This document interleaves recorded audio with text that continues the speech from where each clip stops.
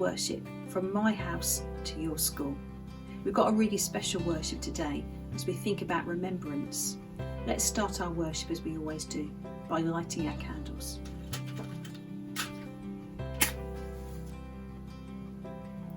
Jesus said, "I am the light of the world. I bring light into the darkness." The Lord be with you.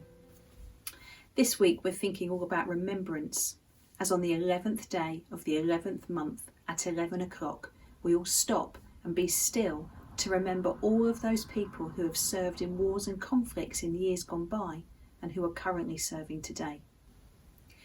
Bishop Rose is going to share a really special message with you now, from her house to your school.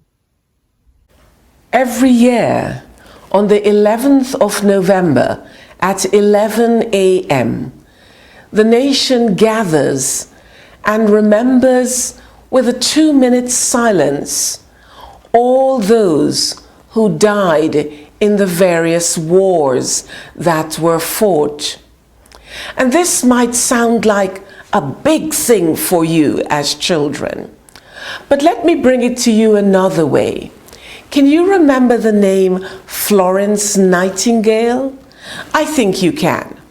Florence Nightingale is perhaps the founder of modern-day nursing. She began that. And one of the things that she did during the Crimean War was to look after the soldiers who were wounded in the war. Because that's what war does. War hurts people, human beings. So even though we build fancy bombs and all sorts, people still get hurt during the wars.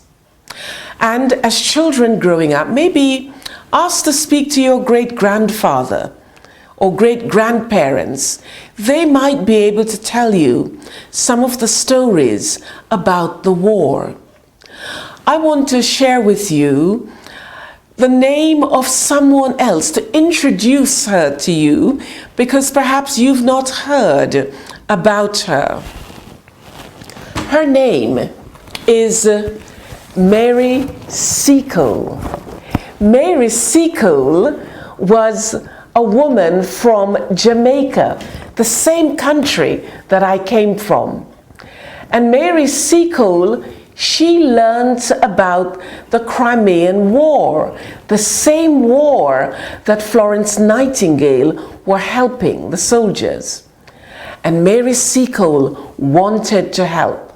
But they said, no, we don't need your help. Don't need your help at all. She was determined. She borrowed what she could, and she sold what she could of her possessions, and bought her ticket because she wanted to help the soldiers. She wanted to be a peacemaker amongst them, a healer amongst them. And so she paid her way to get onto the front line, where she too bought a property and was able to take in the soldiers and cared for them. Now you must agree that that was a brave thing to do. And we need brave people today. Brave people like Mary Seacole, brave people like Florence Nightingale, who will always try to work to help those who are injured and hurt. But we also need brave people as leaders. Leaders who will not seek to go to war, but leaders who will seek to bring peace by constantly becoming or befriending other nations, and always seeking to speak the truth to their friends who are leaders in other countries. So today, as we think of remembrance, as we think of the soldiers who died, let us say to ourselves, we might be small, but we are always going to work for peace.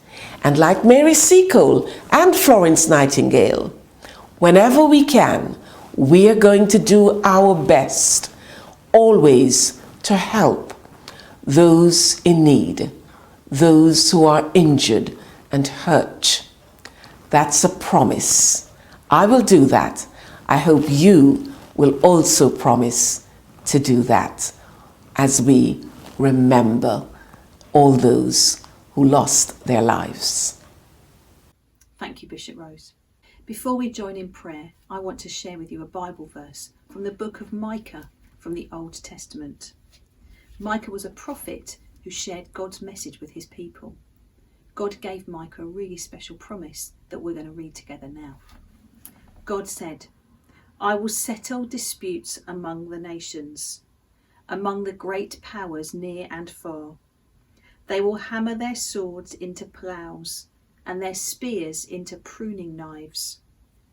Nations will never again go to war, never prepare for battle again. Everyone will live in peace. The Lord Almighty has promised this."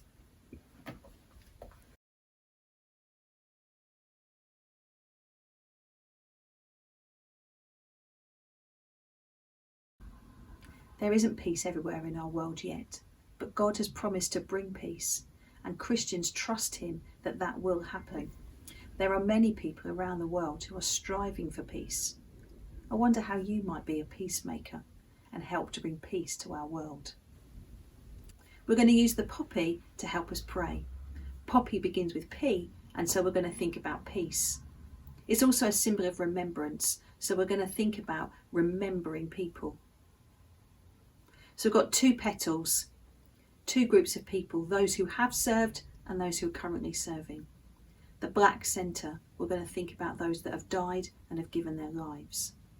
The leaf, a symbol of new life, as we think about all those people who are striving for peace to bring hope and new life to our world. And that stem that anchors the plant, we're going to think about the families of all those who are currently and who have served in wars and conflicts. Just be still and quiet. Think about the poppy, think about the things I've just spoken to you about. And as the images roll on the screen, just use those to direct your thoughts and your prayers as we think about remembrance and all that the poppy stands for.